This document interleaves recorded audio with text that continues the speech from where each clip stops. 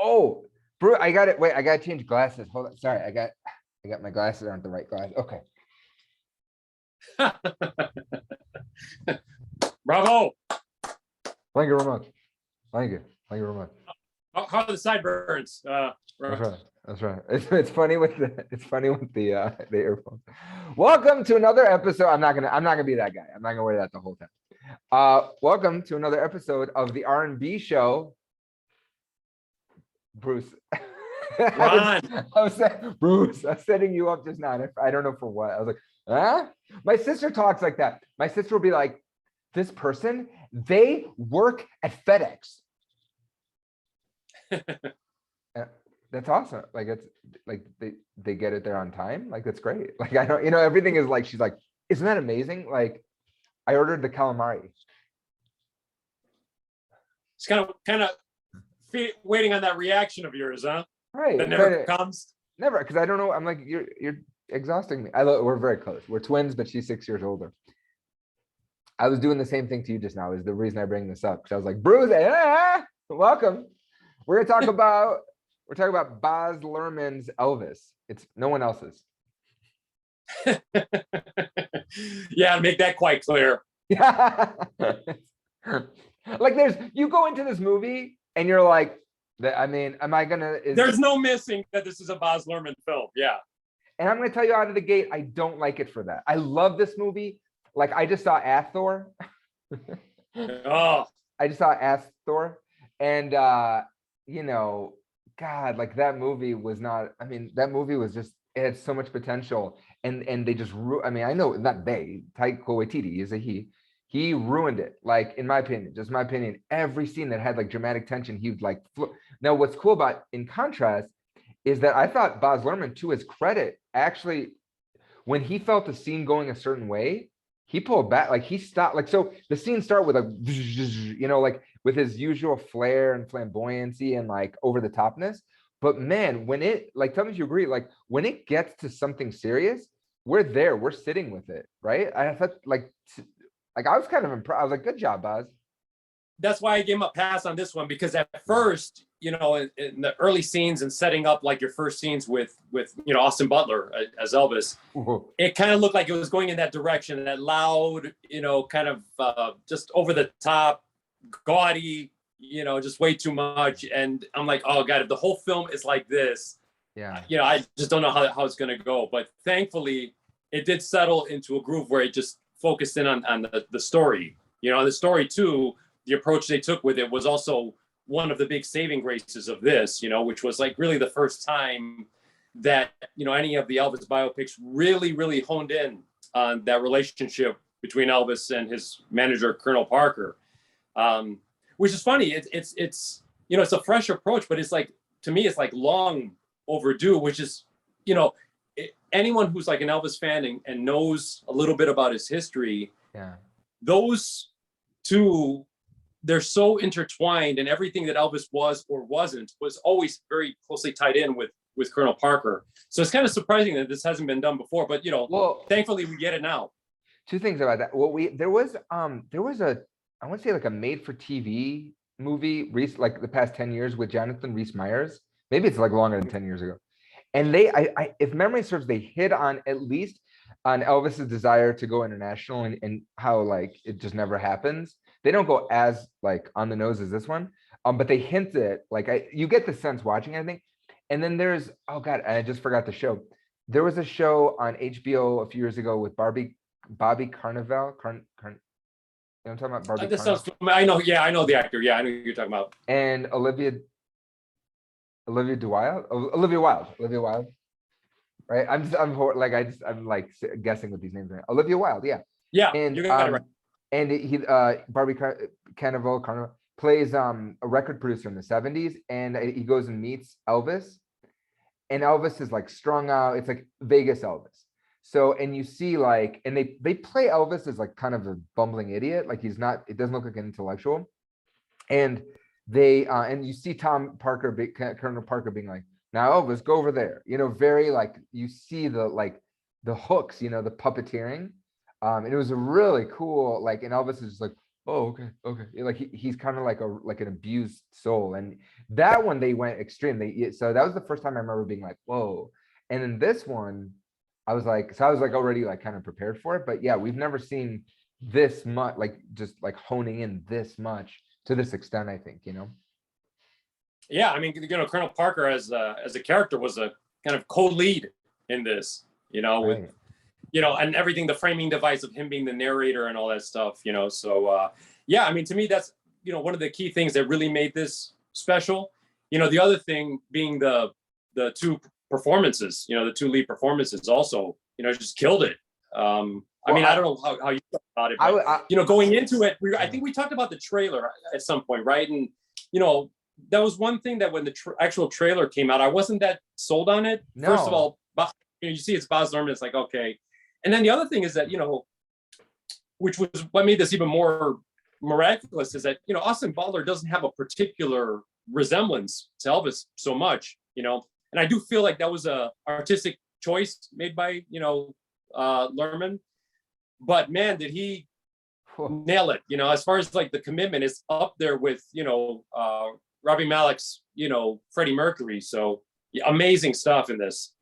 Well, okay. I was gonna make a joke before. That was like the second thing I was gonna say, which is like, I was like, you Austin Butler, he was in this movie. Who was he in the movie? Right? Like he transforms. I mean, we've not seen this.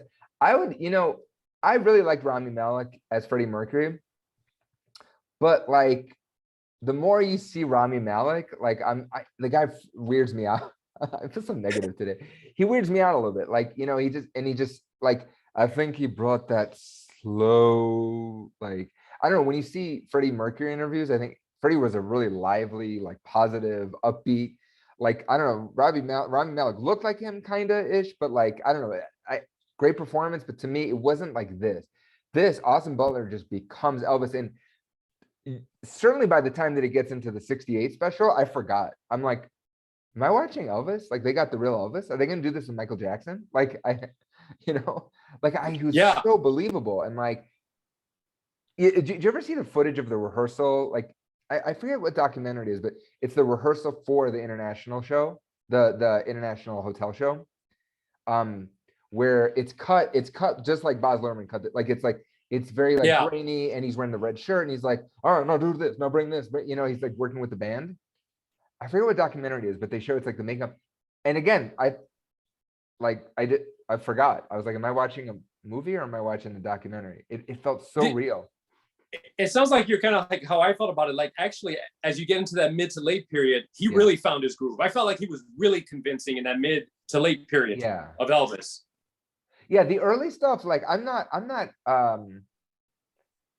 like huge into that era, like of Elvis. Like I mean, I think it's really cool, but like I remember there's a movie Elvis and Me that was more like, it was Priscilla's biography, and it was like her perspective, and that, like, I remember that really like dug into that era, but I was never like that interested in that era of Elvis. I don't know why. Like I love that era in general, but yeah, here it was like, I don't know, you could tell, like I felt like the way that that era felt most Baz Luhrmann-y, where he just like, he's very volatile and he keeps going, and then the quick cuts and the like the close-ups, and like, and his relationship with BB King, which I don't think I saw. Doug, I thought like it's not really true. Like they knew each other, but like there's nowhere that it said that they hung out. Here they look like friends, and I don't know. That kind of drew me out a little bit. That felt really like Moulin Rouge, DiCaprio Gatsby. That felt, or Romeo and Juliet. Like that felt just really scattered. But I felt like, again, like the minute we get into 68 special, that's when it felt like a phenomenal movie. And I think Austin Butler definitely gets his rhythm, but I think Baz Luhrmann gets his rhythm there. Yeah, I agree. I think that was some of the best stuff. I am into the early period because the Sun kind of, recordings. I mean, that's kind of like prime Elvis that built the legend, and I think everything after that was trying to kind of recapture or get back to some of that glory. So in terms of like his recording career, that piece of it is phenomenal, right? And the impact that he had and stuff, but as a story, just like the entirety of it, it's such an epic thing because it's so quintessentially American. Yeah. Like to me, this is a story, and Elvis, as an entertainer, or whatever is a kind of thing that really is a particular byproduct of America. Like it could only have happened here. Elvis could only have happened in the States, you know, because, you know, that intersection of blues and country and Western, that, you know, in one individual, that could only have happened here. The sort of rise, you know, the rags to riches story also at that particular time, you know, in no other part of the world could that have actually happened, you know, that kind of opportunity, you know. And then, you know, tracing it back to the blues roots and what the blues roots are, you know, taking it back to like the cotton fields, all that stuff, and slavery and all that stuff, you know, all very particular American elements and stuff. And his whole story, you know, from like the early glory period, goes into the army, kind of comes out of that. He's never really quite the same, you know, settles into the Hollywood thing and, you know, just kind of goes for the easy money. He's stuck in that cycle for a long time. And then, you know, tries to break out of it from like that 68 period on, where it felt like that 68 special was an opportunity to finally kind of move in the right direction. And then, you know, obviously Vegas, which started as a promising thing, had he done it for like a short residency, kind of got its hooks on him. And that was it, you know, as we all know. Right. And but I felt like this movie really did a great job, especially in the kind of that last hour or so, really telling that story and doing it right. And it's funny because we talk about, I agree with you 100%. And we talk about like Baz Luhrmann, but like, and again, I think, you know, Baz Luhrmann gets the showman. So like when you see him on stage at any point, like 50s, 60s, 70s, at any point in this movie, like you feel like you're actually there, right? Like it's riveting. Yeah. And you see like the sweat and how hard he's working, especially in the Vegas show. And I heard too, like, oh God, it's super. I heard too that like Baz Luhrmann is such a fan that I guess the extras in the 60s, the 68 special, they're dressed identical to the ones in the actual like footage, you know, and the recording. Yeah, I've been revisiting it as well. Actually, been taking the time to kind of revisit it because, you know, it was like we got this box that was like a 50th anniversary thing, and it has all the outtakes, you know, and it has, because they recorded 2 shows, you know, kind of one earlier, one later, and you know, it has everything like the stand-up portion, and then more like that early MTV Unplugged section, all that stuff, and you get all those outtakes. You know, it's just a phenomenal piece of work, you know, and he just kind of, you know, it's such an iconic look and feel, and he had it, you could tell tentative at first, those tentative first steps back in front of the, you know, live audience like that, and then really like mojo starts flowing. Yeah, he's got the old band back, so yeah. That Unplugged, like that when I think 68 special, I think that Unplugged with just them with their huge guitars, and there's like, and it's like it's the first, to me, it's the first MTV Unplugged, you know, it was the prototype for that kind of the center staging, the audience around it, you know, acoustic instruments, and you know, the feel of it. So, and the storytelling, and right, like was there anything you didn't like? Like we talked about the Baz Luhrmann of it, but like, was there anything you didn't like about this movie? Well, like I said early on, you know, obviously, you know, Baz having to kind of get his hooks, directorial stamp on it, you know, a little too much. Didn't like it. I mean, there weren't like any particular things that stood out that were like, oh, you know, that I didn't like. I actually liked it a lot more than I thought I was, you know, going into it. Obviously, there were, you know, like with any biopic, it's not like a literal interpretation. So people are saying, oh, you know, the 68 special wasn't done quite that way. And But it's a way of, but it's a way of condensing what the drama was surrounding the story. So that's how you did it. Bohemian Rhapsody did the same thing. Most biopics, they're not like 100% factual. We know that. And there's a lot of myth in the Elvis story to begin with. So it's like kind of separating that is like, you know, it's another kind of trail. But no, I mean, overall, I think, you know, everyone involved did a phenomenal job, you know, and I thought it was very clever casting Tom Hanks, who was typically such a beloved actor, in this role, because it could raise a kind of a conflict, because you in the eyes you see Tom Hanks, so it's a part of you that's kind of like empathize with the character a little bit, and it's an interesting way to tell it, because of course every villain is the hero of their own story. So having him narrate it and tell it, you know, there's a part that, you know, I was talking to people about, is like, you can almost, from his perspective, see what he was thinking. And hey, it's just another con. We're in the entertainment business. We're here to make money. And so you almost see it, understand what he was going for. But obviously Elvis was an artist, and it was a whole different thing. So he wasn't served well by him, as we saw. Yeah. It's funny with Tom Hanks, and they doubled down. Like when you see an interview of Tom Parker, he doesn't sound Dutch or like whatever he's pretending to be.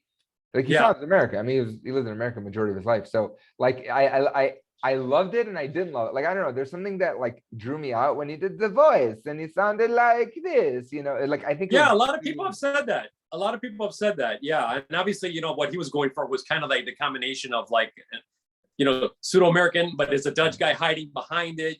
But whether it was authentic or was done more for cinematic effect. Yeah, so there you go. I mean, that's the hazard of biopics. I'm gonna say hazard Baz Luhrmann, because to me that coloring was like Baz Luhrmann. Like the more I knew that Colonel Parker did, like to me they were kind of showing their cards too quickly. They're like, look, like because you're like, it's not believable. Like you're like, oh, well, he's clearly not American. Nobody knows this. Like nobody gets it. So, but like I liked Tom. I mean, I like Tom Hanks like as an actor in it. Obviously, I was like, oh, like he's selling this, and like he's going to dark place. And I loved it for that character, but like it kind of, I don't know, I felt conflicted about it.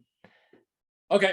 Yeah. But again, it's like we got Austin's performance, and to me, that was so great. And it kind of made up for any small deficiencies in the movie.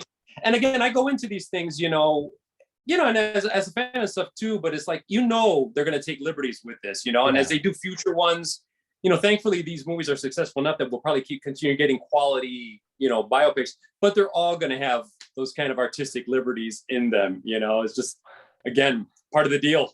Well, this is I think the real conversation, what you just kind of threw out there a little bit here.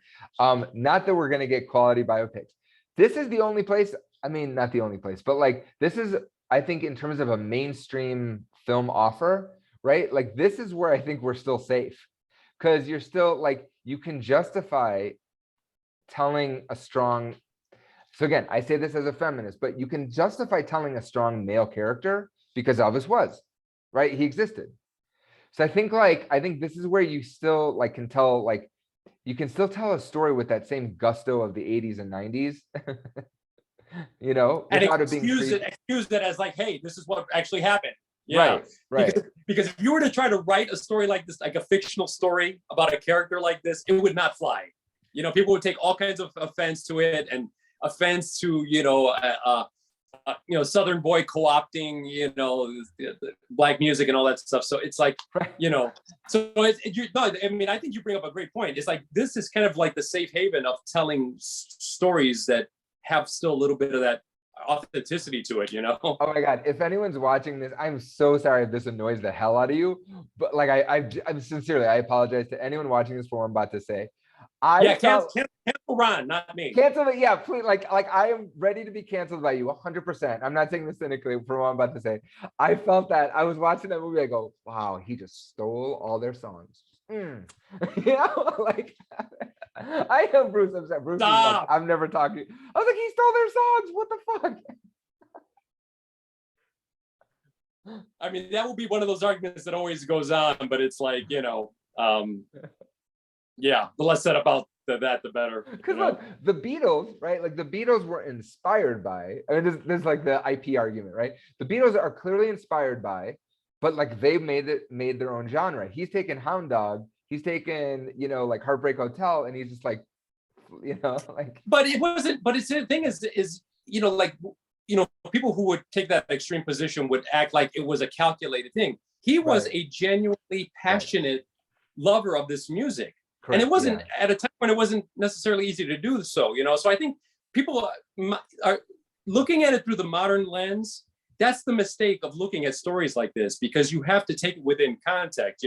People now would be like, oh yeah, co-opted and stole it and da. That wasn't necessarily the case then. There were a lot of people that like, you had to be on the fringe if you were Anglo to kind of openly like that kind of music and stuff like that, So he was someone who genuinely loved that music. It wasn't like a calculated master plan by some teenage boy to, make himself famous off of this music. There was no guarantee that was going to happen. If anything, you saw that he was, Right. Early days kind of vilified for that and all that stuff. So yeah, that's always, you get into goofy terrain with that. So Again, if you're watching this, I apologize. I understand if you need to cancel me. and I don't. How about that? No, I'm saying I'm apologizing for being like that, like Yeah. nobody needs to hear that again, but I had to say because that's how I feel. So what do we think? Is that a wrap? We're good? That's a wrap. I would go see this movie 3 more times in the movie theater. Like I'm so I'm so much more drawn to this movie than Marvel Phase 47. Like I got like this movie again. It's so funny because the first 5 minutes I'm like, am I watching Great Gatsby, Romeo and Juliet, like Moulin? I don't like Moulin Rouge. Like I get nauseous. Like I love Strictly. I love, and I bought my sister a copy years ago of Strictly Ballroom, his first movie. So he's still coming out of the theater, Baz Luhrmann. Like he's coming out of the theater. He was a theater director. He was doing really cool opera things, like and theater things. And he makes Strictly Ballroom, and it had this energy, and it was like so cool in the 90s, in the early 2000s. I love that movie. And to me, that, like, I think he's just like, oh, I'm a brand now. I'll just do that all the time. And that's cool. Like, I never liked it again. And again, I don't like the scene where, spoiler, the scene where he's talking to Priscilla, like the last time. To me, I was like waiting. I was like, is Baz gonna fuck this up? Like, is he gonna? Like, is he gonna? No, and he didn't. And I was like, that was the best directed Baz Luhrmann scene I'd ever seen. Like no one else. Because he let it sit, right? He let it sit. There was enough inherent drama in that moment that you didn't need, him sort of not being a loud third voice in that scene. So beautifully done. Beautifully done. Powerful. Beautifully done. And then I can say, like, as much as I have issues with Baz Luhrmann, I'm like, I don't think anyone else would have been so audacious with it and so bold with this movie. So I loved it. I'm a huge fan of this movie. Like, it's nice. Yeah, I'll probably be getting it on Blu-ray. So I'm looking forward to revisiting it again and again, with just awesome major applause, because again, I wasn't sold at first, and like from frame one, I was hooked. I remember you texted me, you're like, hey, we're gonna go see this. Are you gonna go see it? I was like, no, I don't want to see it. It looks dumb. And then one night I was like, I had nothing to do. I was like, oh, my throat, I lost my throat. So I was like, you ended up seeing it before I did. I know. The irony. I know. So yeah. Anyway, I love this movie. It's sandwiched between Doctor Strange 2, which I liked the first time, and I haven't been able to finish the second viewing. And then my ex-wife, she said the funniest thing when we saw the first Thor movie. She's like, that movie made my ass Thor, and she doesn't swear. So I thought that was so funny. So like this movie really made my ass Thor. This movie, I did not, but we're not here to talk about ass Thor. We're not here to talk about Thor, Love and Thunder. I have no love or thunder for this movie. But I love Elvis. Elvis was a great movie. Definitely go check it out. Yeah, go see it if you haven't already. All right. Bruce said so. All right. Well, Ron, until the next time. Do you want to do the like and subscribe? People to get their comments, their likes, all that good stuff. And we'll be seeing everyone again, hopefully soon. Hint, hint, with much deeper exploration into the legend, the king, Elvis Presley. Until then. I'll try not to say silly liberal things. We'll see about that.